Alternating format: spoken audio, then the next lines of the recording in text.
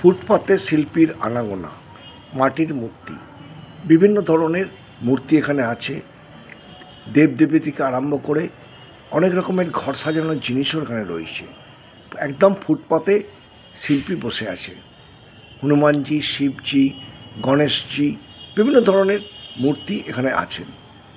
এখানে আছে ঘর সাজানো ফুলদানি থেকে আরম্ভ করে বিভিন্ন রকম মডেল এখানে আছে।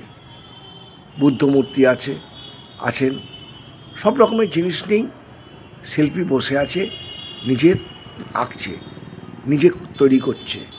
ওই দেখুন শিল্পী, সে তুলির টান মারছে। কৃষ্ণজি আছেন মডেল বিভিন্ন টাইপের। দেখুন কত ভালো লাগছে।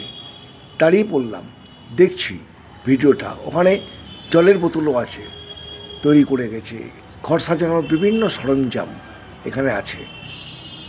এই যে শিল্পী বসে বসে শিল্পের টান দিচ্ছে, ভালো লাগছে। এই যে পোড়া মাটি, এগুলো সব পোড়ানো হয়েছে, পুড়িয়ে রেখে দেওয়া হয়েছে। এগুলোতেও রং বসবে, রং দিয়ে তুলির টান দেবে। এই শিল্পী বসে আছেন এখানে, মানে রাস্তার একদম ধারে, রাস্তার ধারে বসে বসে এগুলো করে যাচ্ছে।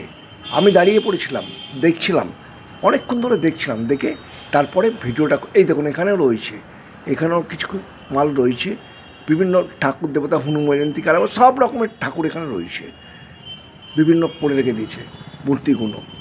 দেখুন কত ভালো লাগছে, আমার খুব ভালো লাগলো। দাঁড়িয়ে বললাম, দেখছি, দেখতে দেখতে ভিডিওটা করছিলাম। কত ভালো লাগছে। ফুটপাতে তাঁবু খাটিয়ে এরা বসে আছে। দেখুন কত রকমের জিনিস বিভিন্ন কালারের তৈরি করেছে এরা। আমি দেখছিলাম, দেখতে দেখতে ভিডিও করলাম, ভালো লাগলো। আপনাদের কেমন লাগলো অবশ্যই জানাবেন।